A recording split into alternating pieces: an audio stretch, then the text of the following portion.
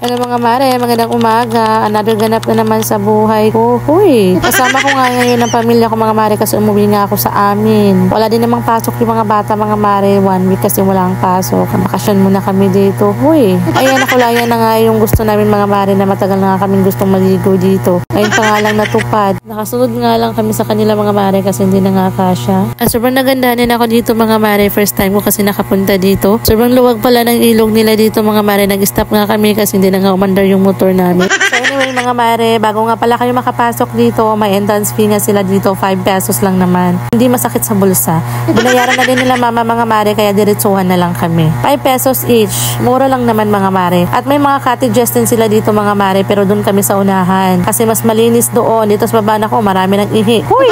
May nadaanan nga pala kaming turon mga mare. Huminto kami para bumili nga. Kasi masarap tong kainin doon sa tabi ng ilog. O diba? Kain-kain. Kahit konti lang yung baon namin mga mare, pero sobrang busog namin. So anyways mga mare, fast forward tayo. Nung pagkadating talaga namin dito mga mare, ay kumain nga agad kami. Huy, sobrang gutom yung mga person na yun. Mag-alas 12 na kasi ng mga oras niyan mga mare, sinakto talaga sa pagdating namin dito. O diba? Kainan na agad. Bago nga kami mag-swimming mga mare, ay kakain nga muna kami. Yung mga bata mga mare, hindi na nga sila makapaghintay. Gusto na nga nilang maligo. Sobrang nakakatakot ang tubig ngayon kasi napakalakas naman ng agos ng tubig. Diyos mio. Timing talaga sa pagpunta namin dito. Minsan daw kasi sabi nila kuya, mahina lang daw kasi ang tubig dito. Medyo malakas ang tubig ngayon mga mare, kaya natatakot ako para sa mga bata. Pero goods dito mga mare, bantay-bantay lang natin yung mga junakis natin kapag dito tayo maliligo. Kung malapit man kayo dito, kung napanood nyo man tong video na to, ay nako, gora na kayo dito. Basta hindi lang masyadong malakas yung tubig, okay na yun. Pero ngayon medyo malakas talaga. Pero so far so good, okay naman siya mga mare. Sobrang napasarap talaga yung kain ko ngayon for today's video. Hoy, tira yung diet natin pag ganito palagi. Pag nandito talaga tayo sa tabi ng ilog mga mare or dagat, sobrang sarap talagang kumain. At shout out nga pala sa may-ari ng cottage na to. 100 pesos nga pala yung binayaran namin dito mga mare. Shout out sa may-ari, sana sa susunod lagyan nyo naman ng bubong. At pati din sa pag-park mga mare, pag may dala nga kayong sasakyan ay may bayad din sila. 20 pesos yung binayaran namin. Maliit lang naman yung dala namin mga mare. Dulog lang naman. Ewan ko kung ano yan sa Tagalog yung dulog. Kasi sa amin dito dulog. Daming kain ko niyan mga mare. Sobrang busog ko na nga ng mga oras na yan. Pero kain pa rin ng kain. Hala, sira yung diet mo te. Huy. Dahil sa gutom ng mare nyo ay umabot na nga sa buhok ko ang kanin. Huy. Pangangala ko saglit yan mga mare dahil sa sobrang busog ko nga ay busdik yung tiyan ko. Huy. Sobrang sarap na ng tubig mga mare, pero kailangan nyo lang bantayan yung mga junakis mo kasi madaming ang bato. Nakakatakot din para sa mga bata, hindi siya safety, pero okay lang naman. Basta bantayan lang natin sila ng maigi. Masarap dito mag picture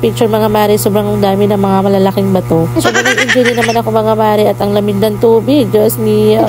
Madali na nga ako ni mama niyan mga mare na maligo na daw ako kasi sobrang sama daw ng panahon. Baka daw kasi dumagasa yung tubig sa taas. Natatakot din si mama. First time ko kasi nakapunta dito mga mare, gusto ko munang i-enjoy. Masarap talaga sa feeling mga mare kapag kasama mo ang pamilya mo na may mga ganitong banding. Pag mayaman lang talaga mga mare, ay naku, kahit araw-arawin. Huy!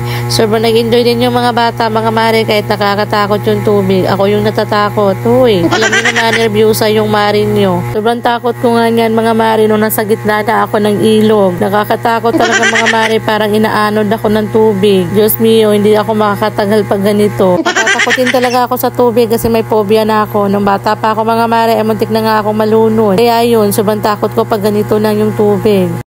Ay, dago pa rin ang person kahit hirap na hirap sa sitwasyon. Huy! Nilakasan ko na lang talaga yung loob ko mga mare kahit nakakatakot. Gusto ko rin naman maka-experience ng ganito. Dito banda lang kasi yung medyo malalim mga mare, hindi ko malulusob yung ulo ko kapag nasa mabaw ba, mabaw. Aywan ko kano yung sa Tagalog yung mabaw. Basta mabaw. O, tingnan nyo nga, nakahirap-hirap na nga yung mare nyo doon. O, pero saglit lang ako niyan mga mare, hindi na kami nagtagal dyan kasi nakakatakot yung tubig, parang nag-wild. Dami namang sigaw ni mama na tama na daw, baka kasi lumakas palalo yung tubig. May mga dala kasi kaming bata. Sobrang iyak pa nga ni Ella niyan mga mare kasi gusto nga niyan sumama sa amin. Tingnan nyo nga, sobrang lakas ng tubig. Hirap na nga yung pagkatao ko. Huy! Pinahinto ko na rin tong dalawang batuta na to kasi nakakatakot yung tubig. Pati yung paa ko ay naku, nanginginig na sa lamig. Sobrang lakas na talaga ng tubig mga mare, ay naku, nakakatakot na. Hindi pa naman ako marunong lumangoy. Huy! Patay ako sa dada nila. Ito nga si Ella, liit namin, kahit sobrang nginig na nga siya sa lamig, ayaw pa rin huminto. At ito naman si kuya ko, parang Miss Universe yung datingan. Huy, alam na alam talaga niya na nagbablog ako. Huy. O siya mga mare, hanggang dito na nga lang muna yung vlog natin. Salamat sa iyong paglantaw. See you to my next vlog.